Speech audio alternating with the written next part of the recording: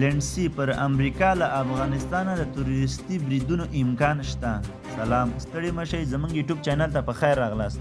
د لا ډیرو معلوماتو لپاره زموږ یوټیوب چینل سره سبسکرایب کړئ.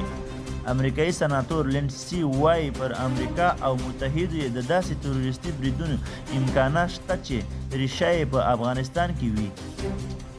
ښاغلی لینډسي په ټویټر کې لیکلي دي چې په افغانستان کې د القاعده رونیزو کمپونو او بیا راژوندي کېدو په حال کې دي.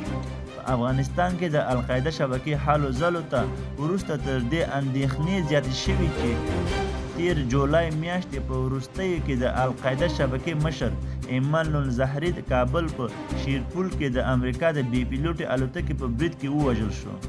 د طالبانو حکومت ویلي دي چې تر اوسه یې د داسې شواهد نه دي موندلي چې د القاعده شبکې مشر ایمن الظاهري دې په کابل کې وژل شوی وي. دا و زموږ د دې خبرونه، تر بیا ښې چارې.